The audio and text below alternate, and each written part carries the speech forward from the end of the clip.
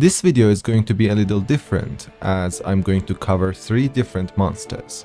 Ice, fire and earth elementals are basically different types of golems.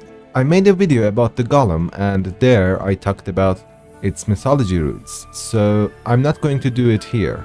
However, each of them, because of the element they are made of, have differences, so without further ado, let's begin. Earth and fire elementals were present in The Witcher 2 and were classified as golems. However, Witcher 3 changed them into elementals. I side with The Witcher 2 here as I believe they are golems. However, golems themselves are classified as elementals, so I guess you could call them that. Let's first talk about the earth elemental. It all started with The Witcher 2. However, Witcher 2 Earth Elemental was different than Witcher 3's. For one, it was a single entity. There wasn't Earth Elementals but one Earth Elemental with history of its own. It was said that the Earth Elemental is the younger brother of the legendary Dao, the genie capable of creating earthquakes and flattening mountains. Younger and less powerful, but also more mischievous. Felling trees, crushing walls, and smashing people to pulp can be counted among this creature's pranks. It was categorized as a golem and had the characteristics of a golem. Like its Witcher 3 brother, the Earth Elemental is a loyal and tireless guardian, always alert and impossible to surprise. It can sense intruders the moment they enter its domain, and it knows no fear, neither of the monsters nor humans. Its greatest strength lies in its massive arms. A single blow is as powerful as a battering ram, capable of turning a person into nothing more than a smear. Though it appears slow, it can strike with surprising speed and devastating force.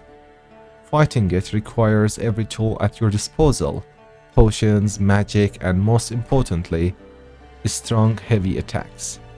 Its body is made of solid stone, so only powerful blows can break through its defense. Witcher 3 didn't add much to this monster other than changing its category to elemental. Its bestiary reads: How to survive an encounter with an earth element. Simple. Run. Fast as you can. Nino Merc, bounty hunter. Earth elementals are made of mud, clay, sand and rock dust clumped together with water and brought alive with magic. While seemingly slow and ponderous, these creatures are nevertheless dangerous and should be avoided at all costs. Earth elementals can withstand a tremendous amount of punishment. Due to their enormous mass, they are virtually impossible to knock off balance. They do not bleed nor feel any pain from poison or even fire.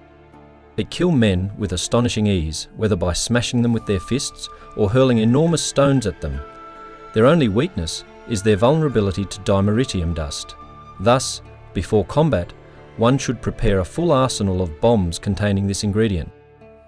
Now, it is time for the fire elemental.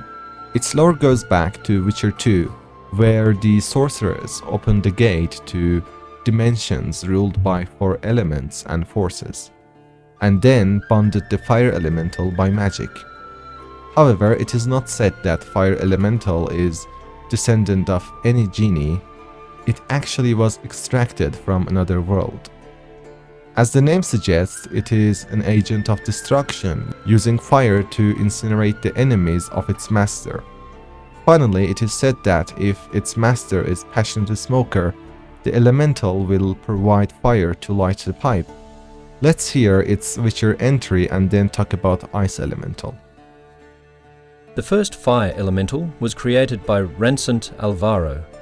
Sadly, flames engulfed his entire laboratory, burning it, along with every other building on his block, to ash. Tavik Sandoval, Origins of Magic Arcana. Fire is the most destructive of the elements, thus the aggressive lethality of the creature that embodies its essence should come as no surprise.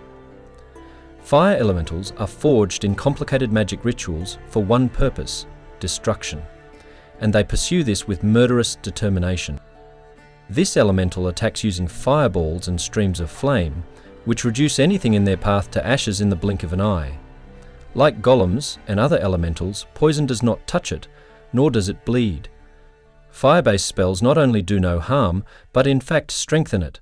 Thus one should by no means think of striking it with Igni. Though vulnerable to silver blades, getting within sword's reach of one is dangerous due to the furnace-like heart they emanate. When fighting a fire elemental, one should thus strike from a distance, using frost-spewing and dimeritium bombs, for they will do it the most damage. And finally, let's talk about the ice elementals.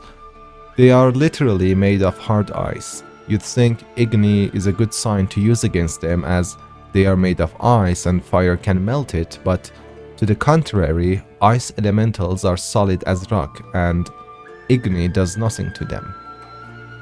Interesting fact about them is that Wild Hunt, or to be more precise, Cranseer, summons and uses them in his fight with Geralt. I believe there's a link between ice elementals and Wild Hunt, but they don't exclusively belong to the Wild Hunt, as you can find one guarding an ancient rune in Skellige. Let's listen to its bestiary. I thought to myself, what's a hunk of ice doing in the middle of some lab? And then that hunk of ice got up and broke my legs. Yannick laughed, burglar. An ice elemental is a mass of frozen water animated by magic. Deprived of consciousness or independent will, this elemental is boundlessly obedient to the orders of the mage who created it. Those orders usually contain but one syllable: kill. Ice elementals have no qualms about carrying out this order, nor any particular difficulty in doing so.